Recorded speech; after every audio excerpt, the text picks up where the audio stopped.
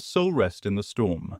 Walter Bowne's Moments Between the Thunder, reviewed by Alistair Vane, London, UK. There are poems that lean towards still life, gently capturing a single image in stasis.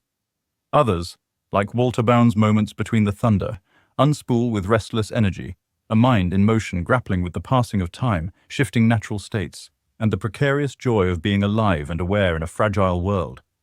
This is a poem both meditative and meteorological, flickering between metaphysical inquiry and sensual memory, balancing intimacy and unease with remarkable control. At its core, Moments Between the Thunder is a lyric reckoning with change, both elemental and existential. We are given a speaker who steps into the rain, pulled by sound and sensation, memory and metaphor, drawn into what the poem calls the misconfusion of middle life. The poem's storm becomes less a weather event and more a baptismal confrontation with transience. The lake, the brook, the thunder, the trees. These are not passive scenery but active interlocutors, shifting as the speaker shifts, always on the verge of being lost or remade. The early stanzas teem with physicality. There's a tactile tenderness here, especially in the evocation of marital closeness. Her sitting astride my lap in our lake.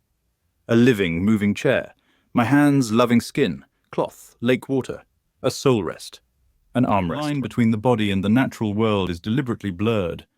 Flesh, water, fabric, all mingled in a single, tender image. It's rare to see eroticism rendered so quietly and reverently, without losing the sense of shared gravity between the human and the non-human. But the poem resists the comfort of nostalgia or romantic stasis. Its movement is associative, driven less by strict linearity than by weather patterns of thought. Flashes, bursts. Speaker's reflections spool out like the rain itself, collecting sediment and complexity. As he contemplates the total silence of voices so familiar, such as the juncos and sparrows driven into hiding by the storm, we sense an ecological grief creeping into the pastoral calm. The rain becomes elegiac. Stylistically, Bowne leans into musicality. Percussion metaphors abound, and moments of formal invention. Eve not Eve, curious. Sheshi falling myself, too, offer a looseness that feels emotionally earned.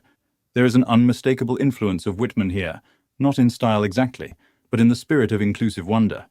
And yet, Bowne's voice is distinctly his own, wry, observant, soaked in the minute details of backwoods Pennsylvania flower, Bar Harbor rain slicker, Lowe's bucket, tethering the cosmic to the domestic.